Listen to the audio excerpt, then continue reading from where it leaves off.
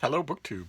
It's Friday, and I've got my dull number 2 pencil and 2 rubber bands and a little household disinfectant. And the door is locked from the outside, and the room is completely soundproof. So it's time for a little torture. TBR torture, that is. I have some books that I want to show you because your TBR is not safe for me. So I've got 6 books here, 2 of which I have not read and 4 of which I have read. So we're going to start with the 2 that I haven't read, and we'll just go through them together and see what we make of them. The first one is going to be, I believe, it's going to be a paperback original in August. So it's a ways off. It's a pretty kind of thing. It's by Gil Paul, and it's The Lost Daughter. Let's see if we can handle this in the late day light. The Lost Daughter. It's going to be a paperback historical novel for probably $17. Yeah, $17. So let me read you a little bit about it, and then we will discuss amongst ourselves. The Holy Roman Empire was neither holy, nor Roman, nor an empire. Discuss amongst yourselves. So what have we got here? Oh, no. Oh, my. Someone should probably get Olive out of the room before we go through this. Although, for what it's worth, as much as I love to tease her on the subject, I share her towering irritation on this particular subject. All right, let's brace ourselves. What really happened to the lost Romanov daughter? 1918. Pretty, vivacious Grand Duchess Maria Romanov, the 19-year-old daughter of the fallen Tsar Nicholas II, lives with her family in suffocating isolation, a far cry from their once glittering royal household. Her days are a combination of endless boredom and paralyzing fear. Her only respite are clandestine flirtations with a few of the guards imprisoning the family, never realizing her innocent actions could mean the difference between life and death. And then we skip to 1973. When Val Doyle hears her father's end-of-life confession, the simple sentence, "I didn't want to kill her," she's stunned. So she begins a search for the truth about his words and her past. The clues she discovers are baffling. A jewel-encrusted box that won't open and a camera with its film intact. What she finds out pulls Val into one of the world's greatest mysteries. What truly happened to the Grand Duchess Maria? Okay, so this is going to be a historical novel in August, and it's the Grand Duchess Maria. It's not Anastasia in this case, but either way, we know what happened to these people, and I understand that it's an irresistible fictional hook. Apparently irresistible, since there have been a million books on the subject, fiction and nonfiction. But we know what happened to this family. It was extremely grotesque. It was extremely brutal, and it's extremely well documented. And if you write a book like this, or a million nonfiction books about Anna, or who might have been Anastasia, or whatever, it's graves that you're walking on. It's graves. I mean, does that sound glib? I don't mean it to sound glib. When you write a book like this, the only way that you can do it is to trivialize or completely ignore the horrifying last minutes of these young girls. They were screaming. Their end was not quick. And it was brutal, and it was witnessed by multiple people. There's a great deal of forensic evidence. There is no doubt. When you say it didn't really happen, it's not like you're writing about, the princess in the tower, where no one saw that moment. It's extremely insensitive, is what I'm saying. It's like if all of a sudden there were a vogue of historical novels from the 1980s all about people from the AIDS epidemic who, it turns out, did they survive? I mean, yes, he went into the hospital with big dollar-sized tumors all over his body, and yes, there were all these tubes and wires, but what if somebody wrote a book like that, they would be called on the carpet immediately for incredible historical insensitivity. And that is the engine of these books, unfortunately. But I'm not quite so. I don't quite love the subject matter as much as Olive does, so I can still read these things and see if maybe they're good. I have yet to encounter one that was, but I will be reading this, and we will see if it's any good. And then this next one is a thriller. It's a thriller. And judging from the cover, we're not straying far from Russia. So this is by Jack Carr, which is kind of the name that you want if you're a thriller writer. And this is called True Believer, and it helpfully describes itself as a thriller. And see on the cover we have Red Square, I believe. So what have we got here? Have you taken your prednisone? This is going to be a high octane book. 1 year ago, an unknown Navy SEAL published his debut thriller. Subsequently, Jack Carr's life has never been the same. Since the March 2018 release of The Terminal List, did we get The Terminal List on this channel? Isn't that terrible? I can't remember if we did or not. Carr's first book has been called, quote, the best debut since Vince Flynn's Term Limits, by crimereads.com. I've never written for crimereads.com. And raved about by Brad Thor on NBC's Today. Carr himself has received praise from the likes of Chuck Norris. Okay, but we don't know how much Chuck Norris reads. His praise is meaningless. And was invited to host the Season 2 premiere event of the CBS hit show SEAL Team. Okay, now after over 7 months, Department of Defense Security Review, his long-awaited follow-up True Believer is set to publish on July 30th.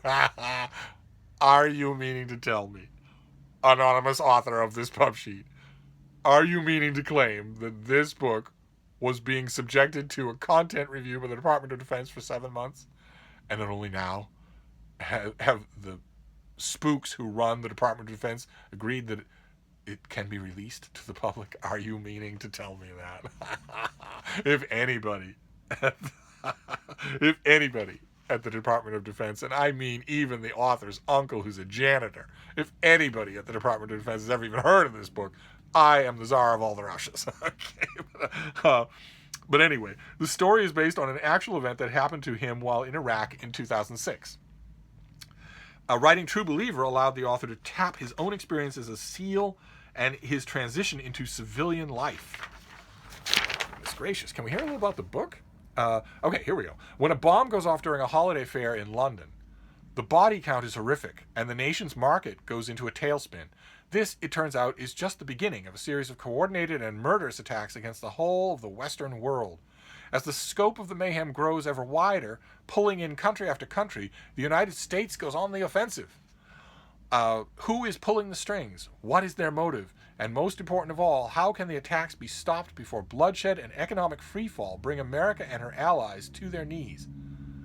What an there's an odd subnote running through that description. You've got a massive attack with tons and tons of civilian casualties, but 2 times in that single paragraph, the economic ramifications come up. I'm not sure that in that scene I'm going to care much what this does to the NASDAQ. And I'm not sure that I'm going to want to be asked to care either about that. There is just one man who stands a chance of answering these questions. That man, of course, will be Donald Trump. He knows more about the international markets, more about security, more about armed forces, more about terrorism, more about private black ops armies, more about any of those things than anybody who has ever lived or ever will live. It must be him. But that doesn't look like him, does it? This person looks like he has 5% body fat instead of being morbidly obese at 350 pounds. So let's see. Maybe it's not Donald Trump. The former Navy SEAL James Reese. Okay. Jack Carr, James Reese. Wonder what Jack's middle name is. Is the only and crucial connection to a shadowy former Iraqi commando. Okay, well, he can't. If he's the only connection, then of course he's the crucial connection. Only and crucial don't need to be both there. A former Iraqi commando who could provide leads to the CIA desperately needs. Reese might be America's last hope. Unfortunately, he is also America's most wanted domestic terrorist. To rein him in, a bargain is struck, and Reese becomes the reluctant tool of the United States government, traveling the globe to target terrorist leaders and unraveling a geopolitical conspiracy involving a traitorous CIA officer, a sinister assassination plot with worldwide repercussions. Okay, that pulled out of a tailspin. The fact that he's wanted by the government, that makes this fascinating.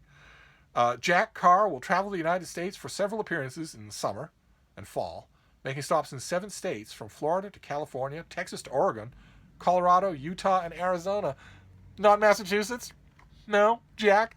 You don't want to make a stop in Massachusetts, do you? which pioneered statewide universal health care, which pioneered gay marriage, pioneered trans rights. You don't want to stop in Massachusetts? You sure about that? And then we don't get his itinerary because I'm sure it's highly classified. All right, well, True Believer. It sounds like a high octane thriller. Did I mention? Were we told even when this comes out? July. This comes out in late July, and my teasing notwithstanding, you all know I love books like this, provided it's well done. If it's well done, I will sing its praises, because I know there are quite a few of you who feel like you're just scraping the bottom of the barrel with this genre. I know that it can feel that way, and the appearance all of a sudden in bookstores of an author who does this really well, it's like manna from heaven. I love it when that happens, and I will let you know. I will let you know if this is one of those. But those are the two that I have not read. And now we're going to do 4 that I have read and can to varying degrees recommend. The first one is one I don't think we've seen on this channel, so I'll happily read you about it. This is, again, I think a paperback original. Yeah, this is a $15 paperback that comes out soon. Yes? Okay, it's an April paperback, could be out already in your bookstores, and $15. It's highway robbery, but it's fairly good price for a paperback these days. It's a lovely thing. It's by Suzanne Woods Fisher, and it's called On a Summer Tide. That is the cover. Lovely photo cover. Let me read you the plot, because it's, let's see, this is, Camden Grayson loves her challenging career. Camden is a woman. But the rest of her life could use some improvement. Moving on is Cam's mantra. But there's a difference. Her 2 sisters insist, between one who moves on and one who keeps moving. So it's 3 sisters that we're dealing with here. Cam's full throttle life skids to a stop when her father buys a remote island off the coast of Maine. Paul Grayson has a dream to breathe new life into the island, a dream that includes reuniting his estranged daughters. Certain their dad has lost his mind, the 3 sisters rush to the island. To Cam's surprise, the slow pace of the island appeals to her, along with the quirky locals. One in particular. Seth Walker is a scruffy island schoolteacher who helps Cam discover what matters most. And Seth is a scruffy island schoolteacher, but it doesn't take our author long to distinctly imply that you can bounce a quarter off his washboard cheese grater abs, which is always a nice feature in a scruffy schoolteacher. On a Summer Tide highlights Fisher's talent for writing gentle fiction with twists and turns, offering readers a whole new cast of characters to love. And far be it for me to disagree with my beloved publicists who write these things, but gentle is exactly the word to describe this book. But it's not stupid, and it's not one-dimensional. The island comes alive, and the 3 sisters are very different, and the rapport is wonderful. But gentle definitely applies. If this is the kind of thing that you like, I find it invaluable, these kinds of books. I've read half a dozen of them in 2019 alone. I find them invaluable for restoring your equilibrium, for taking a deep breath, for an author who does not want to traumatize you, if it's done well. And this is done well. So you're going to see this paperback at your library, you're going to see this at your bookstore, and for once, with a $15 paperback, that's 2 Starbucks visits. So for once, I can say maybe skip those 2 Starbucks visits, since they're pure sugar, or caffeine, which strips the myelin sheathings from your nerves and you can't grow that back. Maybe skip those 2 and buy this instead. You'll like it a lot more, and you'll keep it and read it a lot more as well. So that is the first of the 4 books that I have read. It is a recommendation if this is what you're in the mood for. Keep in mind, on this channel we do it all, right? I am constantly urging you towards the deep end of the pool. Really challenging books that you have to grapple with. I'm going to do that again in this TBR torture. But I am the first to acknowledge that sometimes that's not what you want.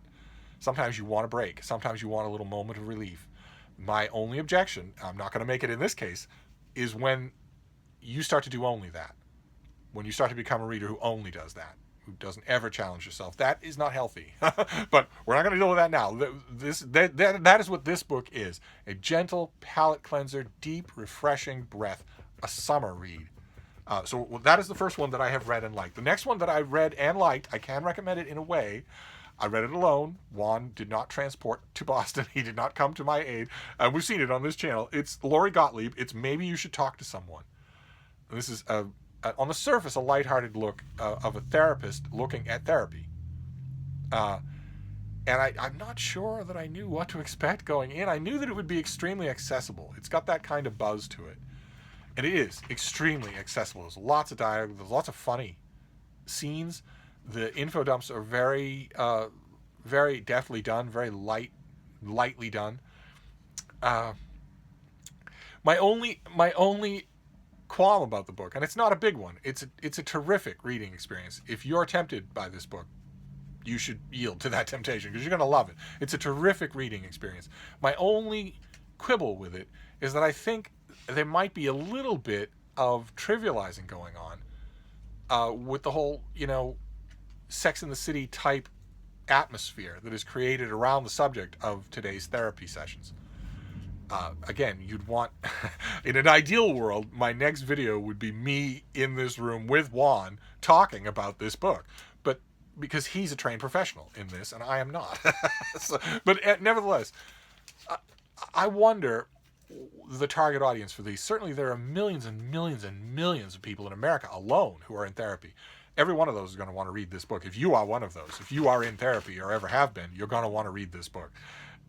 That the author is incredibly welcoming on that subject.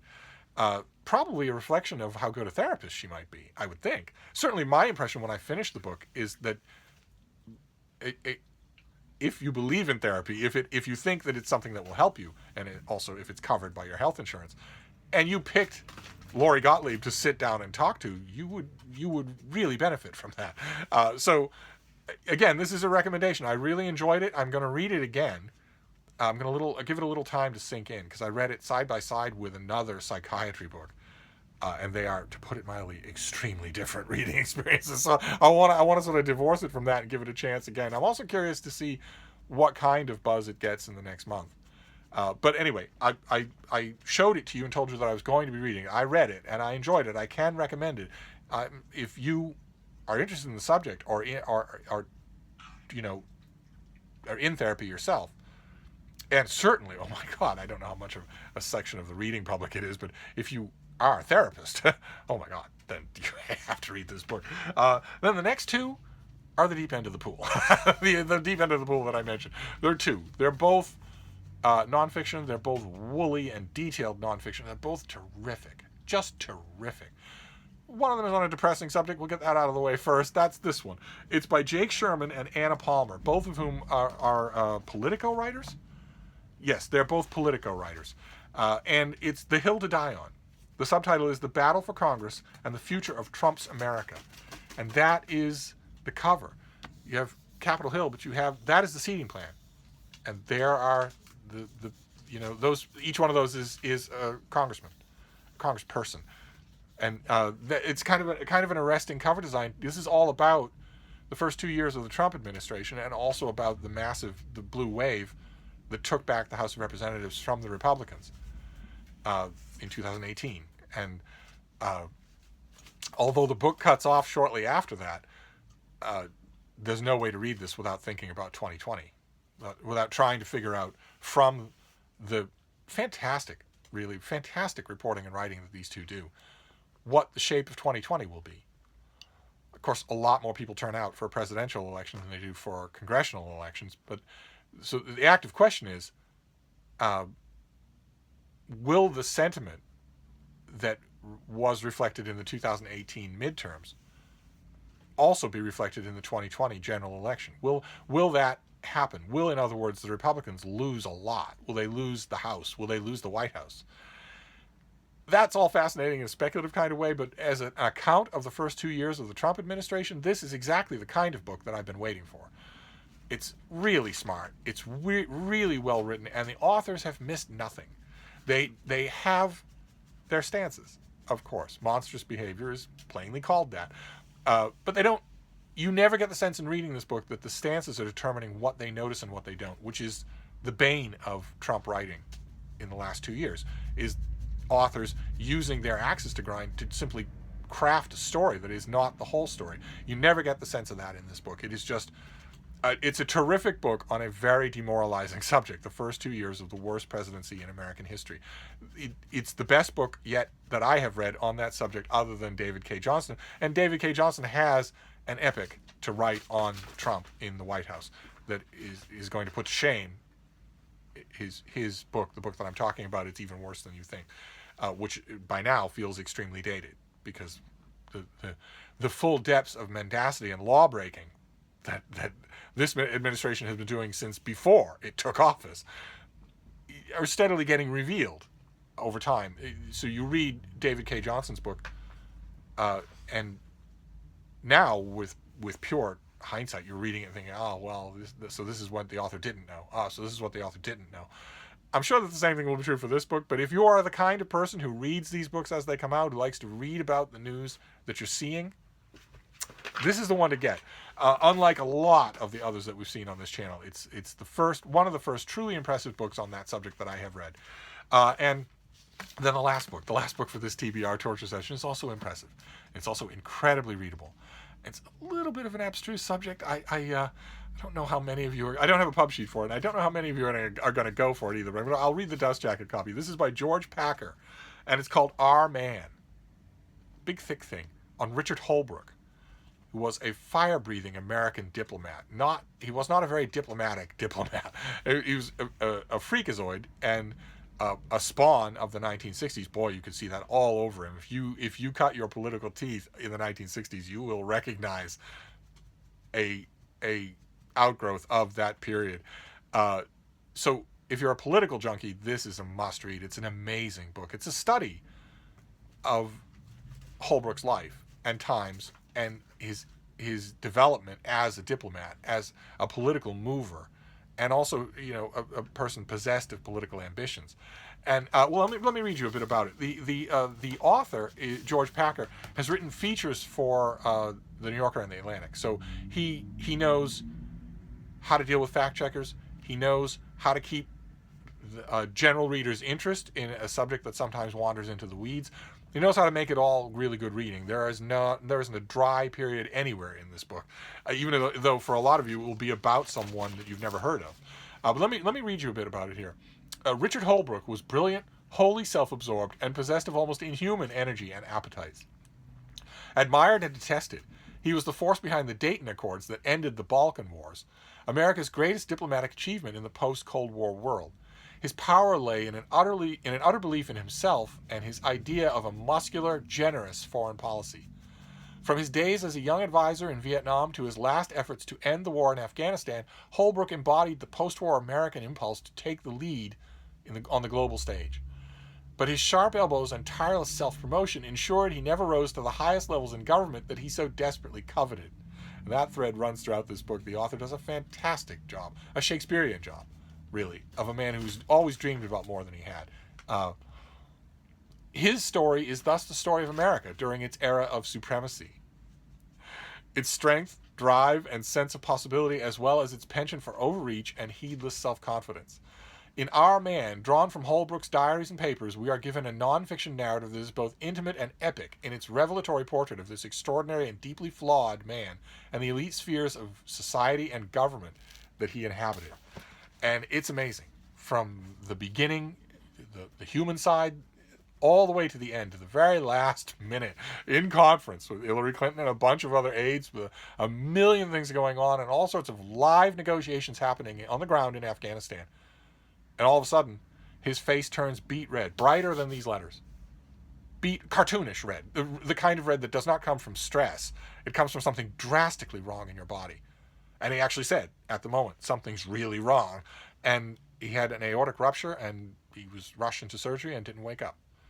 So from the very beginning, all throughout the twists and turns of his career, all the way to the end, with his security clearance card in his pocket, with his keys in his pocket, with his government-issued shoes on his feet, dead.